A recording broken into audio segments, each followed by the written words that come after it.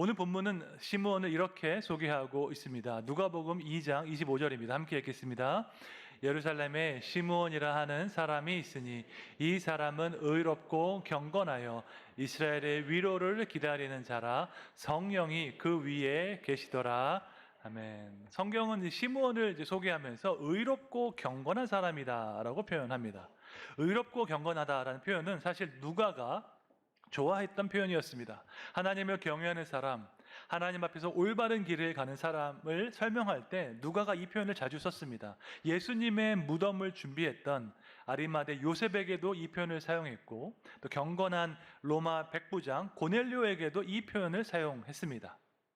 성경에 보면 시므온이 등장하는 구절이 여기밖에 없어서 우리가 시므온에 대해서 잘 알 수 없습니다. 다만 누가는 시므온을 의롭고 경건하다고 말함으로써 그가 아리마대 요셉, 고넬료와 같이 귀한 믿음을 가진 사람인 것을 증거하고 있습니다.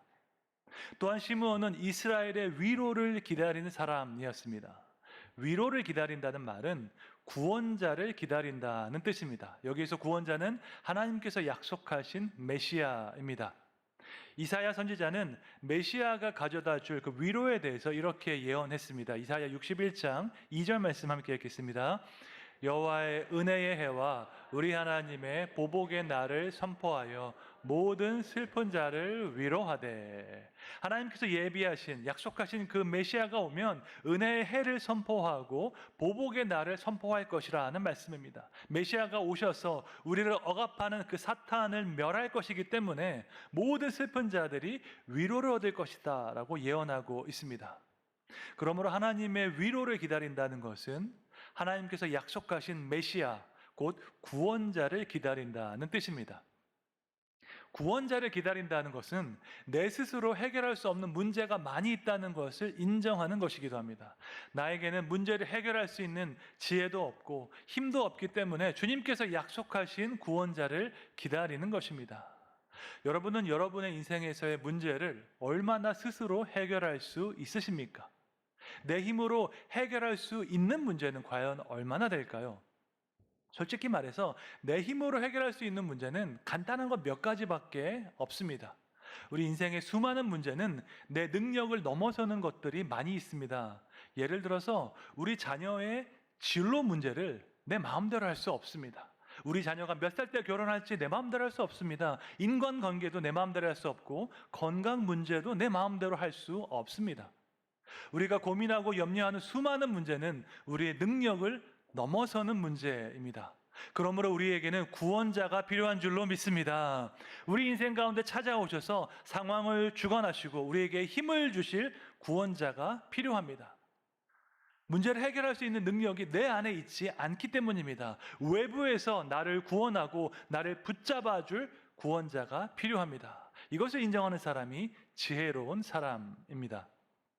요즘 시대에 유행하는 자기계발서, 동기부여 강사들의 특징이 있습니다. 그들은 한결같이 이렇게 말을 합니다.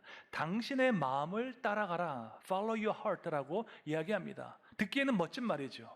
하지만 이것은 인간의 본성을 선하게 보는 세속주의자들의 가르침입니다.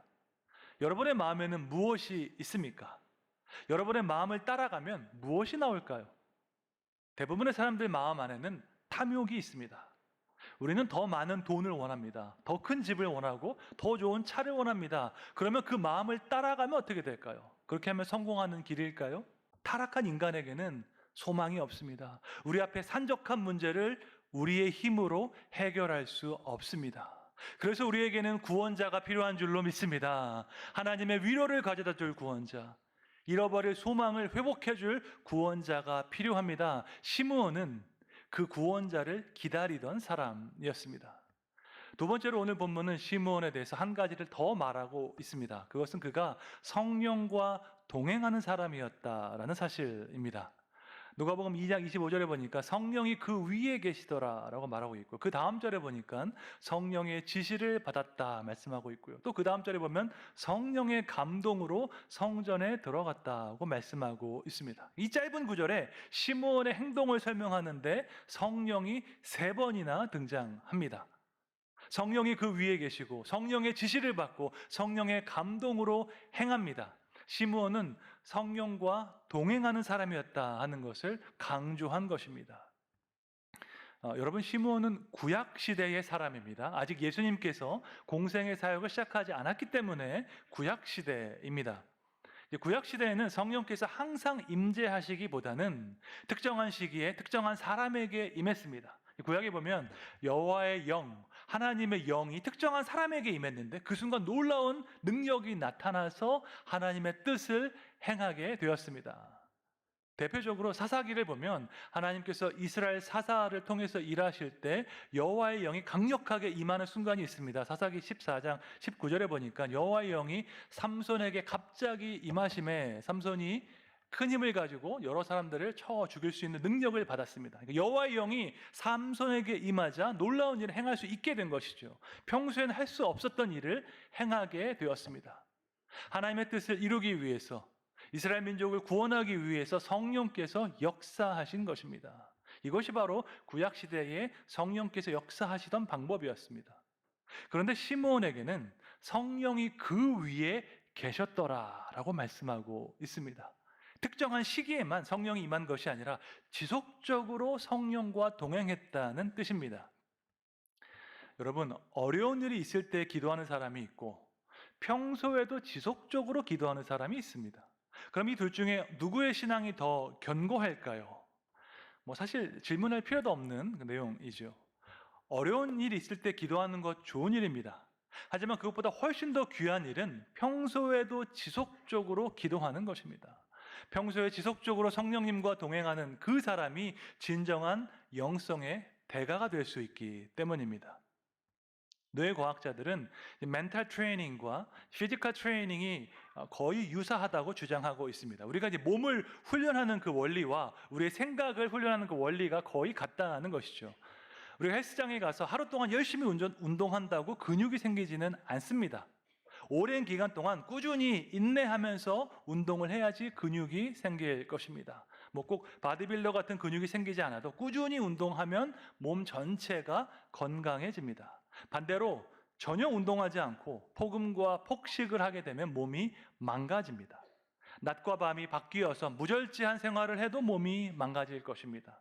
어떤 면에서 우리 몸은 정직합니다. 건강하게 먹고 건강하게 생활하면 대체적으로 건강을 유지할 수 있습니다.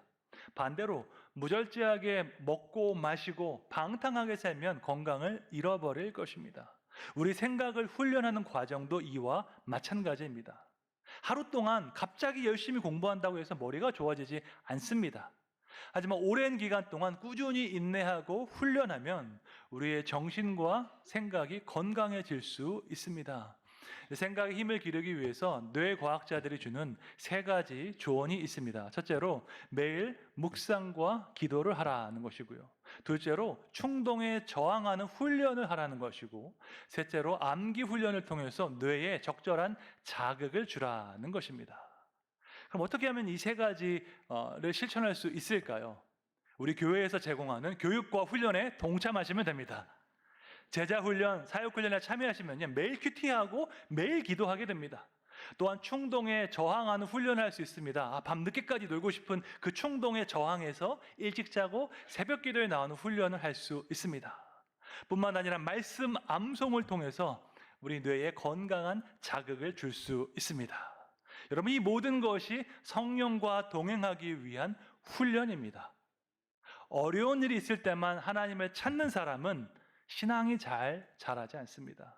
여러분 주변에도 그런 분들 많이 계시죠. 30년, 40년 신앙생활 했지만 신앙이 별로 자라지 않는 사람들이 많이 있습니다. 왜 그럴까요? 성령과 동행하는 훈련을 받지 않았기 때문입니다. 평소에도 지속적으로 하나님을 구하고 말씀과 기도로 훈련하는 그것을 받지 않았기 때문입니다. 시므온은 성령이 그 위에 임한 사람이었습니다. 어떨 때는 성령으로 행하고 어떨 때는 내 마음대로 행하는 그런 사람이 아니었습니다. 평소에도 지속적으로 하나님과 동행하는 경건한 사람이었습니다. 다가오는 새해에는 성령과 동행하는 한 해가 되시기를 축원합니다. 힘든 일 있을 때만 하나님 구하는 것이 아니라 평소에도 지속적으로 주님과 동행함으로 주님께서 주시는 기쁨과 평안 안에 거하시기를 주님의 이름으로 축원합니다. 하나님의 위로를 기다리던 시므온은 성전 안에 있다가 아기 예수님을 만나서 하나님께 찬송을 올려드리게 됩니다. 누가복음 2장 29절 30절에 나와 있습니다. 함께 읽겠습니다. 주제여 이제는 말씀하신 대로 종을 평안히 놓아 주시는도다. 내 눈이 주의 구원을 보았사오니. 아멘. 시므온의 노래는 이렇게 시작됩니다. 하나님 이제는 종을 평안히 놓아 주십시오 라고 됩니다. 이것을 라틴어로 하면 nunc dimittis라고 합니다. 영어로 하면 now dismiss인데요. 그래서 우리가 시므온의 노래를 nunc dimittis라고 부릅니다. 그 의미는 이제 떠나가게 하옵소서라는 뜻입니다. 시므온은 평안하게 죽음을 맞이할 준비가 되었다고 고백하고 있습니다. 주님께서 약속하신 그 구원을 보았으니까 이제는 내가 세상을 떠나도 된다고 고백하고 있습니다. 그토록 내가 기다렸던 구원자를 만났으니까 이제는 평안하게 죽을 수 있다고 고백하고 있습니다. 여러분은 이렇게 말하는 사람을 본 적이 있으십니까?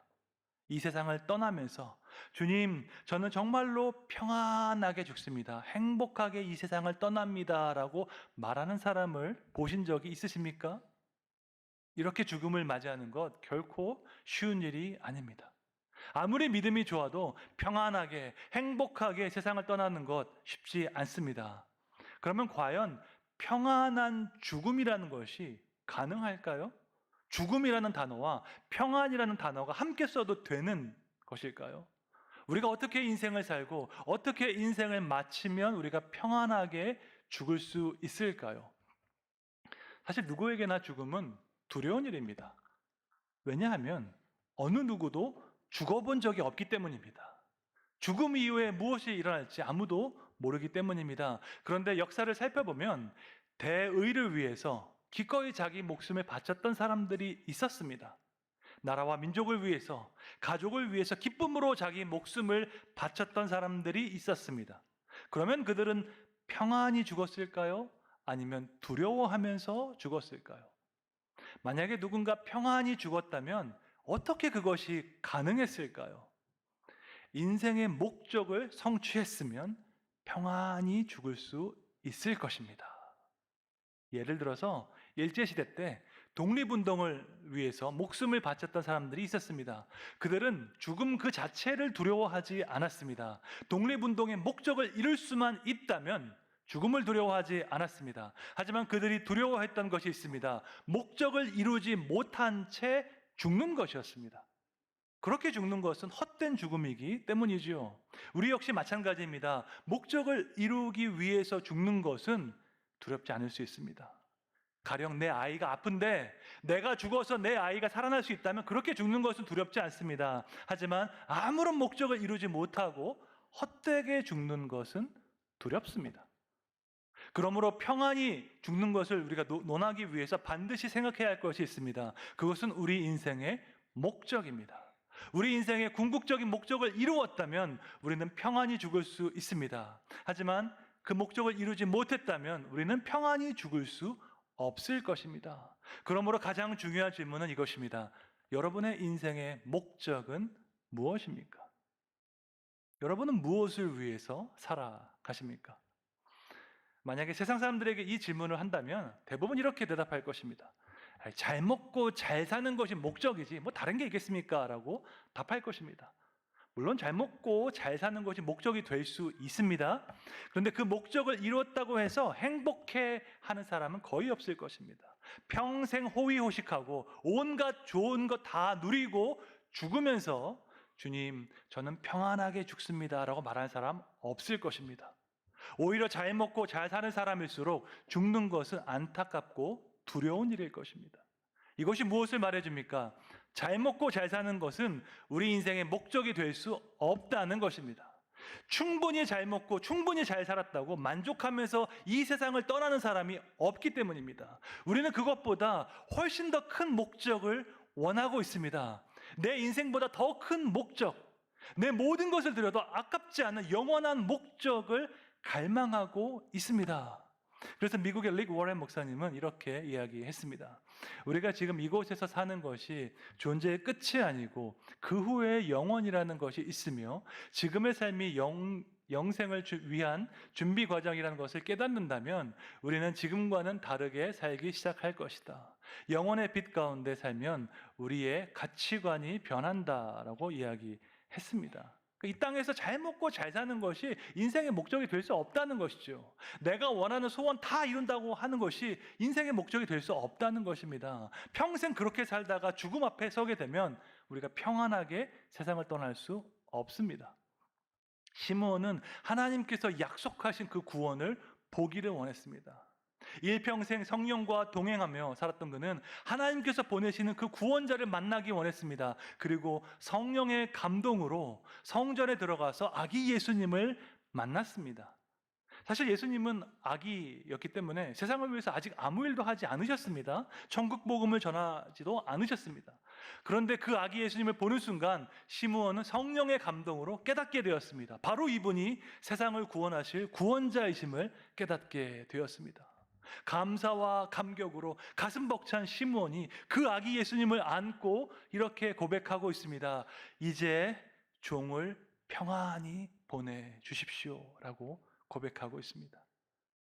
시므온은 평안한 죽음을 맞이할 준비가 되었습니다. 왜냐하면 그는 자기 욕심이 아니라 하나님의 약속을 기다리며 살았기 때문입니다. 내가 평생 기다렸던 그 하나님의 약속이 이루어지는 것을 드디어 목도했기 때문입니다. 시므온은 예수님의 십자가와 부활을 다 보지는 못했습니다. 그럼에도 불구하고 그는 하나님의 구원이 어떻게 성취될지 믿음으로 보았습니다. 그리고 고백했습니다. 이제 종을 평안히 보내주십시오 라고 고백했습니다. 시므온이 평안한 죽음을 맞이했다면 우리도 그렇게 될 수 있을 줄로 믿습니다. 시므온과 같이 일평생 성령과 동행할 때 그렇게 될 줄로 믿습니다. 자기 욕심이 아니라 하나님의 약속을 기다리며 살 때 그렇게 될 줄로 믿습니다. 우리에게 평안한 죽음을 주실 그 하나님을 바라보며 오늘도 주님과 신실하게 동행하시기를 주님의 이름으로 축원합니다. 이어서 시므온은 하나님의 구원이 세계 모든 민족을 위한 것임을 고백하고 있습니다. 사실 이것은 매우 선교적인 신앙 고백입니다. 누가복음 2장 31절 32절에 나와 있습니다. 함께 읽겠습니다. 이는 만민 앞에 예비하신 것이요 이방을 비추는 빛이요 주의 백성 이스라엘의 영광이니이다 하니. 여기서 만민은 영어로 all peoples입니다. 하나의 민족이 아니라 모든 민족을 뜻하는 복수형으로 되어 있습니다. 예수님께서 행하실 그 구원은 세계 모든 민족을 위한 것이라는 의미입니다. 또한 시므온은 예수님을 가리켜 이방을 비추는 빛이라고 고백하고 있습니다. 이방을 비추는 빛은 이방인을 위한 진리의 빛, 계시의 빛을 뜻합니다. 이것은 예수님을 통해서 유대인뿐 아니라 이방인들도 하나님께 나올 수 있게 되었다는 뜻입니다. 성경에 보면 두 가지 종류의 계시가 나옵니다. 하나는 일반 계시, general revelation이고요. 또 다른 하나는 특별 계시, special revelation입니다. 일반 계시는 모든 사람에게 주어진 진리입니다. 사람의 이성과 우리가 양심, 자연 세계를 통해서 창조주 하나님을 알 수 있는 지식입니다. 특별 계시는 구원받은 자에게만 주어진 진리입니다. 성경과 예수님을 통해서 구원자 되신 하나님께 나아올 수 있게 하는 그 특별한 지식을 특별 계시라고 부릅니다. 그러면 일반 계시가 중요할까요? 특별 계시가 중요할까요? 이 땅에서 잘 되고 성공하기 위해서는 일반 계시가 중요할 수 있습니다. 하지만 일반 계시만으로는 절대로 구원에 이를 수 없습니다. 구원받기 위해서, 다시 말해서 죄의 노예로부터 해방되기 위해서는 특별 계시가 반드시 필요합니다. 그런데 자유주의 신학자들은 일반 계시를 더 강조하는 경향이 있습니다. 이성으로 알 수 있고 과학적인 연구로 이해될 수 있는 그 부분을 더 강조하는 것입니다. 여러분 혹시 이런 이야기 들어보셨습니까? 하나님은 우리에게 두 권의 책을 주셨다. 하나는 성경이고 다른 하나는 자연이다 라는 말이 있습니다. 여러분 이 말은 절반만 맞고 절반은 틀립니다. 하나님께서 우리에게 그분을 알 수 있는 두 개의 책을 주신 것은 맞는 말입니다. 그런데 이 두 가지 방법, 이 두 개의 책은 절대로 동등한 권위를 가지고 있지 않습니다. 성경과 자연은 절대로 동등한 권위를 가지고 있지 않습니다. 우리가 아무리 자연을 열심히 연구해도 어떻게 구원받을 수 있는지 알 수 없기 때문입니다. 열심히 자연을 연구해서 창조주가 있다는 사실까지는 알 수 있습니다. 하지만 그 창조주와 깨어진 관계를 어떻게 회복할 수 있는지 그것은 일반 계시로 알 수 없습니다. 하나님께 나올 수 있는 그 방법은 오직 특별 계시를 통해서만 알 수 있습니다. 특별 계시의 완성은 인간의 몸을 입고 이 땅에 오신 예수 그리스도이십니다. 하나님의 말씀이 육신이 되어 우리 가운데 오셨기 때문에 우리가 그분을 통해서 하나님께 나아가는 줄로 믿습니다. 이것이 요한복음 1장 14절에 나와 있는 말씀입니다. 함께 읽겠습니다. 말씀이 육신이 되어 우리 가운데 거하심에 우리가 그의 영광을 보니 아버지의 독생자의 영광이요 은혜와 진리가 충만하더라. 아멘. 예수님께서 이 땅 가운데 오신 이유는 우리에게 구원에 이르게 하는 특별 계시를 주시기 위해서입니다. 예수님은 이방을 비추는 빛으로 이 땅에 오셨습니다. 예수님을 통해서 우리는 하나님의 영광을 볼 수 있고 구원에 이룰 수 있게 되었습니다. 또한 시므온은 예수님이 이스라엘의 영광이라고 고백했습니다. 성경에서 하나님의 영광이라고 하면요, 하나님이 누구이신지 드러나는 것입니다. 하나님의 구원, 하나님의 사랑, 하나님의 선하심이 드러나는 순간이 있습니다. 바로 그 순간이 하나님의 영광이 나타나는 순간입니다.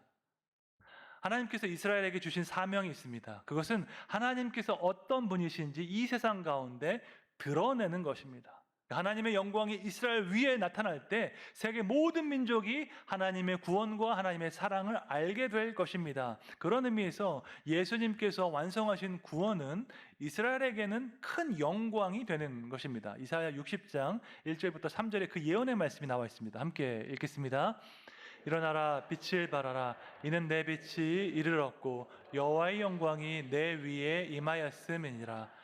보라 어둠이 땅을 덮을 것이며 캄캄함이 만민을 가리려니와 오직 여호와께서 내 위에 임하실 것이며 그의 영광이 내 위에 나타나리니 나라들은 내 빛으로 왕들은 비치는 내 광명으로 나아오리라.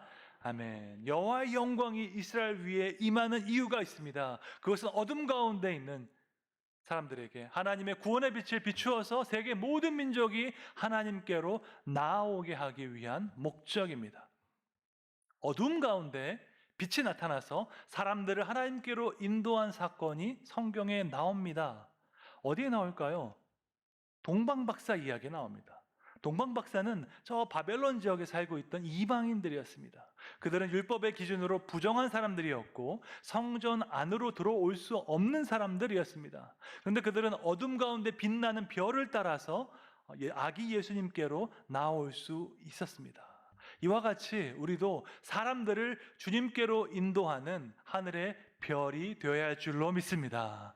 거창하고 위대한 일을 통해서 이 일을 해야 한다는 부담 가질 필요 없습니다. 우리가 할 수 있는 범위에서 기쁜 마음으로 충성하면 됩니다. 우리의 말과 행실과 섬김을 통해서 하나님의 사랑이 얼마나 놀라운지, 우리가 믿는 하나님이 얼마나 선하신 분이신지 세상 가운데 나타내야 할 줄로 믿습니다. 여러분, 말로만 하는 사랑에는 힘이 없습니다. 행함과 진실함으로 하는 사랑에 큰 힘이 있습니다. 하나님께서 우리를 사랑하실 때 말로만 사랑한다고 하지 않으셨습니다. 그분의 사랑이 얼마나 큰지 직접 보여주시기 위해서 하나뿐인 아들 예수님을 이 땅 가운데로 보내셨습니다. 예수님은 이방을 비추는 빛으로 오셔서 구원에 이르는 그 길을 보여주셨습니다. 어둠 가운데 길을 잃어버린 자들이 하나님께 나올 수 있도록 세계 모든 민족을 향한 구원의 길을 열어주신 것입니다. 이것이 바로 하나님의 택한 백성 이스라엘의 영광입니다. 하나님이 누구이신지 드러내는 것이 주의 백성에게 맡겨진 사명이기 때문입니다. 구약시대의 마지막을 살았던 시므온은 성령과 동행하며 신실하게 살아갔습니다. 일평생 약속하신 그 구원자를 기다렸던 그는 아기 예수님을 안고 이제 평안히 저를 보내주십시오라고 고백했습니다. 이방의 빛으로 이스라엘의 영광으로 오신 그 예수님을 찬양하며 세계 모든 민족을 위한 하나님의 구원을 선포했습니다. 어둠 가운데 길을 잃어버린 자들을 하나님께로 인도하는 하늘의 별과 같은 선교적인 사명을 감당하시기를 주님의 이름으로 축원합니다. 우리의 말과 행실을 통해서 하나님의 사랑이 얼마나 크고 놀라운지 세상 가운데 나타내시기를 주님의 이름으로 축원합니다.